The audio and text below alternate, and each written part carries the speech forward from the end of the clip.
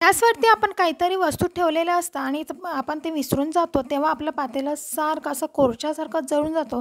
आपल्याला समजत नाही ते आता आपण कसं काढायचं, तर आपण त्याला खूप दिवस भिजत ठेवतो, तरी देखील ते निघत नाही. तर त्यासाठी मी तुमच्यासोबत टिप्स शेअर करते, म्हणून व्हिडिओ शेवटपर्यंत पाहत राहा. आणि आपल्या चॅनलवरती नवीन असाल तर आपल्या चॅनलला नक्की लाईक करा, सबस्क्राईब करा.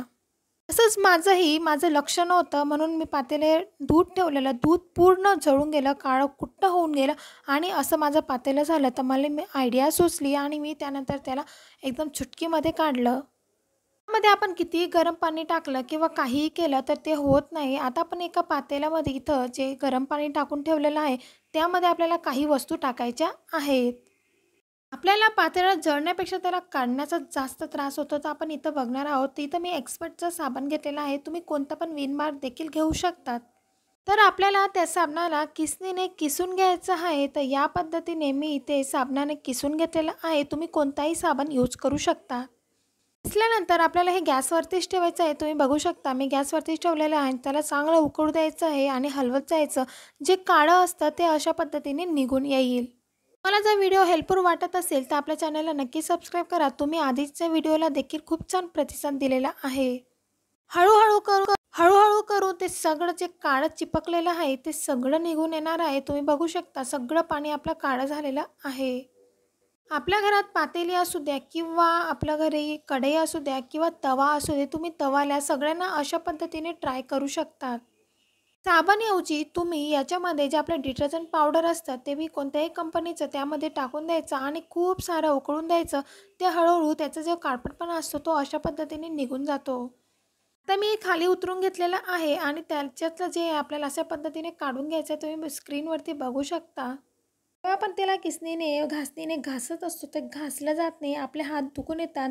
हे आपण असं केल्याने त्या ठेवून द्यायचं आणि आपण दुसरं काम करायला लागून जायचं. आपलं ते दुसरं काम होईपर्यंत हे चांगलं नरम होतं. त्याला चमच्याने आपल्याला अशा पद्धतीने त्याला काढून घ्यायचं आहे.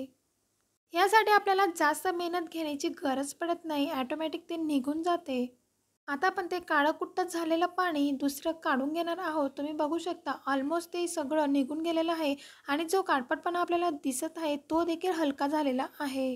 मला तर असं वाटलं होतं आता मला हे पातेली फेकावी लागते की काय, कारण ते निघत नव्हते. तर असं काहीतरी केलं तर आपलं पटकन निघते.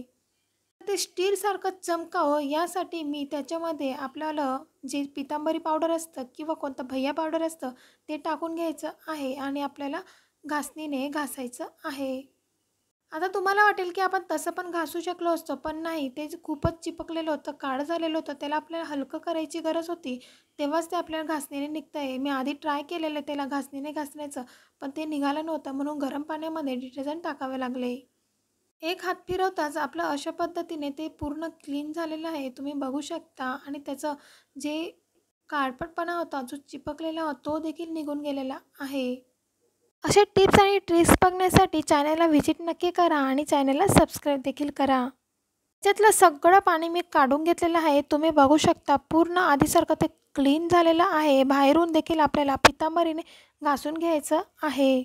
जर पितांबरी अवेलेबल नसेल तर आपण त्याला रांगोळीने देखील काढू शकतो किंवा आपल्याकडे कोळसा असतो, म्हणजे तुम्ही जर ग्रामीण भागात राहत असाल तर कोळशाने देखील त्याच पावडरने आपण काढू शकतो. आता हे आधीसारखं पातेलं मला यूज करण्यासाठी तयार आहे. तुम्ही देखील असंच ट्राय करा. पुन्हा भेटूया नवीन व्हिडिओसोबत. तोपर्यंत बाय बाय.